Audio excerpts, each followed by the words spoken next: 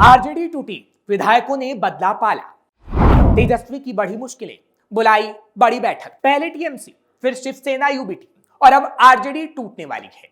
RJD के विधायक और कई बड़े नेता पाला बदलने वाले हैं। अब ये कंफर्म होता भी नजर आ रहा है, जिसके बाद सवाल तो उठेंगे कि तेजस्वी अब क्या करेंगे, क्योंकि इस विधानसभा चुनाव में आरजेडी की मिट्टी पलीत हो गई। आरजेडी के सिर्फ 25 विधायक ही जीत पाए और अब इनमें से 12 से 13 विधायक पाला बदलने को तैयार हैं।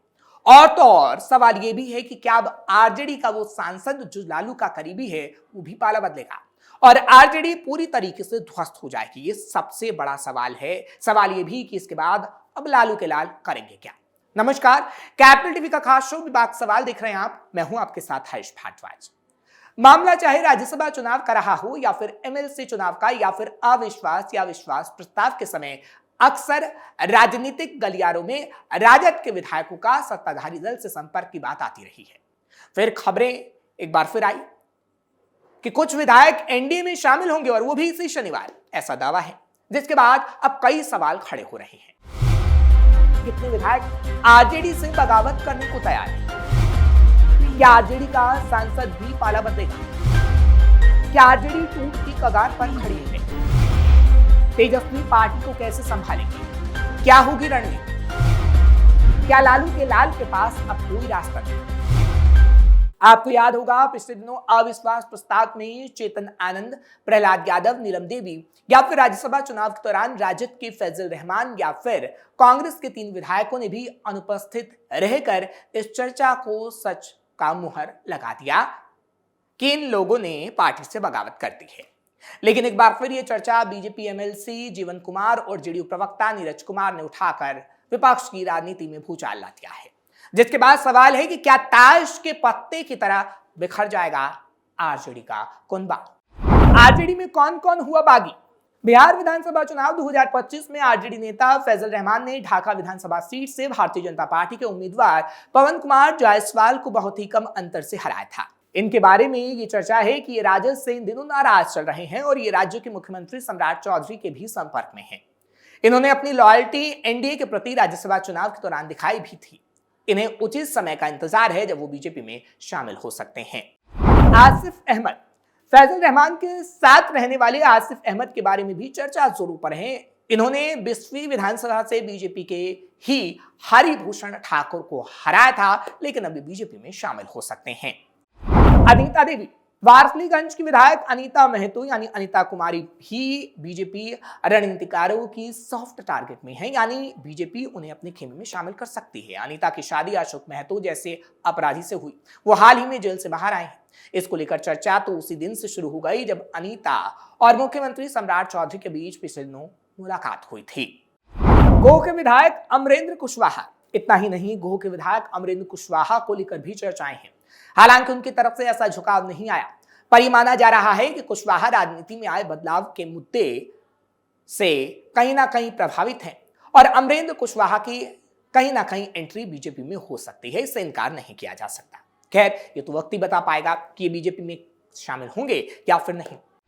टूट रही पार्टियां, बढ़ा राजद का संकट। बिहार विधानसभा चुनाव खत्म होने के बाद से ही राजद विधायकों की एनडीए के संपर्क में रहने और पाला बदल की अटकलें लगाई जाती रही हैं।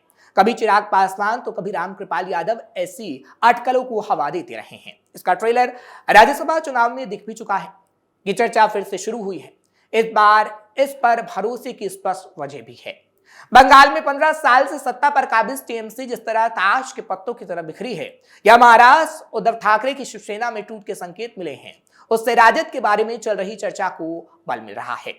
बिहार में एनडीए को किसी विपक्षी पार्टी को तोड़ने की जरूरत नहीं, अब तो क्षेत्रीय दलों के टूटने की हवा भी चल पड़ी है। आम आदमी पार्टी के कई राज्यसभा सांसदों के बीजेपी में जाने के बाद टीएमसी का टूटना और अब महाराष्ट्र में शिवसेना यूबीटी में बिखराव के संकेत से साफ है कि राजद में भी अब बड़ी टूट होने वाली है और इसमें कोई आश्चर्य की बात भी नहीं। पुराने नेताओं की नाराजगी बढ़ी और एक वजह और है, क्योंकि पुराने नेताओं की नाराजगी आरजेडी से लगातार बढ़ रही है। आरजेडी के कई पुराने नेता ये मानते हैं कि पार्टी में अब केवल कुछ करीबी लोगों की ही चलती है।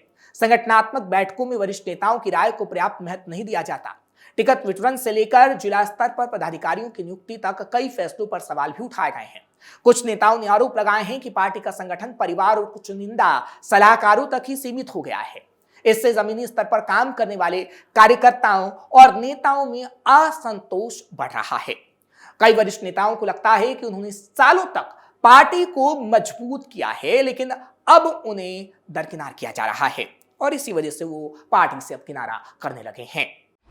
टिकट बंटवारे को लेकर बढ़ा था विवाद। चुनावों में टिकट वितरण को लेकर भी पार्टी के भीतर असंतोष देखने को मिला था। कई नेताओं को उम्मीद थी कि उनकी राजनीतिक सक्रियता और क्षेत्रीय पकड़ को देखते हुए उन्हें मौका मिलेगा, लेकिन अंतिम समय में नए चेहरों या दूसरे दलों से आए नेताओं को प्राथमिकता दे दी गई। इस मुद्दे ने कई जिलों में गुटबाजी को चुनाव के वक्त ही जन्म दे दिया था। कुछ नेताओं का मानना है कि पार्टी का फोकस जमीनी कार्यकर्ताओं की बजाय चुनावी समीकरणों पर ही ज्यादा रहता है। इससे समर्पित कार्यकर्ताओं का मनोबल लगातार टूटता है। तेजस्वी की कार्यशैली पर सवाल। इतना ही नहीं, तेजस्वी यादव की राजनीति को लेकर पार्टी के भीतर दो राय देखने को मिल रही है। एक वर्ग उन्हें युवा और आधुनिक सोच वाला बताता है, जिसने आरजेडी की छवि को बदलने की कोशिश की। वहीं दूसरा वर्ग मानता है कि तेजस्वी अनुभवहीन नेताओं से घिरे हुए हैं और पुराने नेताओं के अनुभव का लाभ नहीं ले पा रहे हैं। कुछ नेताओं का आरोप है कि तेजस्वी तक पहुंच बनाना अब आसान नहीं है। पार्टी के जिला और प्रखंड स्तर के नेता लंबे समय से संगठन में संवाद की कमी की शिकायत भी कर रहे हैं। यही कारण है कि असंतोष नेता अब धीरे धीरे खुलकर सामने आने लगे हैं और पाला बदलने लगे हैं। महागठबंधन की राजनीति का असर। एक वजह और है महागठबंधन की राजनीति, क्योंकि महागठबंधन जो बिहार में हमने देखा, उसमें आरजेडी के भीतर दबाव बढ़ता गया। कांग्रेस और वाम दलों के साथ सीट शेयरिंग को लेकर कई नेताओं में असंतोष रहा। आरजेडी के कुछ नेताओं को लगता है कि गठबंधन की मजबूरियों में पार्टी अपने मजबूत क्षेत्रों में भी समझौता कर रही है।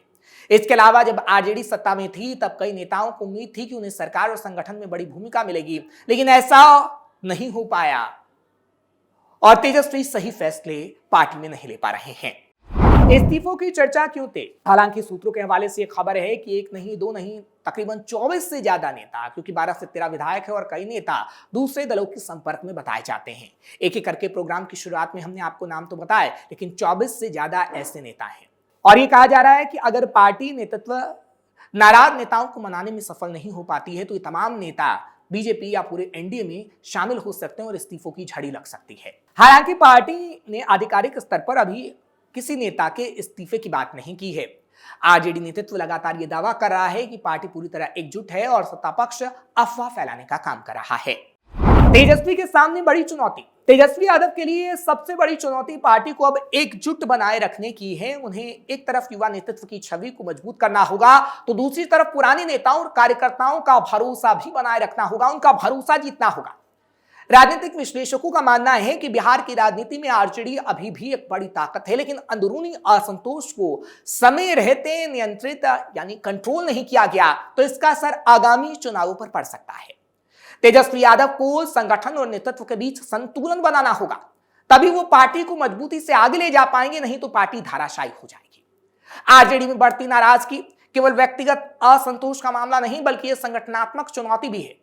पार्टी के भीतर संवाद की कमी, टिकट वितरण में विवाद, नेतृत्व शैली को लेकर उठ रहे सवाल आने वाले दिनों में बड़ा राजनीतिक मुद्दा बन सकते हैं। अब सबकी नजर इस बात पे है कि तेजस्वी यादव नाराज नेताओं को मनाने में किस तरीके से सफल हो पाते हैं, क्योंकि खबर यह भी है कि कई विधायकों के साथ अब 1 से 2 सांसद भी एनडीए के संपर्क में हैं। हालांकि खबर है कि तेजस्वी यादव एक बड़ी बैठक करने जा रहे हैं, लेकिन आधिकारिक तौर पर इस पर कोई बयान नहीं आया है कि आखिर कब ये बड़ी बैठक होगी और तेजस्वी नाराज नेताओं को मना पाएंगे या फिर नहीं, इन विधायकों को एकजुट रख पाएंगे या नहीं। और जिस सांसद को लेकर ये सवाल उठ रहा है कि क्या बिहार में आरजेडी का कोई सांसद भी सत्ता पक्ष के खेमे में जा सकता है, उसको भी कहीं ना कहीं ये कहा जा रहा है कि आरजेडी छुपाने की कोशिश कर रही है, जबकि ऐसा है कि आरजेडी का एक सांसद तो एनडीए के खेमे में जाएगा ही। फिलहाल अभी कोई आधिकारिक बयान इस पर नहीं आया है, ना ही हम आधिकारिक पुष्टि करते हैं, लेकिन इतना जरूर है कि 10 से 12 विधायक पाला जरूर बदलेंगे। इससे पहले हमने देखा है कि कई नेताओं ने बीजेपी का दामन थामा है। जो पूर्व नेता रहे ऋतु जायसवाल उनमें से एक है, जो कि कहीं ना कहीं लालू और तेजस्वी के करीब रहती थी, लेकिन अब वो एनडीए के खेमे में है। आपको ये खबर कैसी लगी कमेंट सेक्शन में जरूर बताएं। खबर को लाइक शेयर करें, कैपिटल टीवी को सब्सक्राइब करना मत भूलिएगा। कल फिर आपके सामने हाजिर होंगे बेबाक सवाल लेकर। मुझे इजाजत दीजिए, नमस्कार।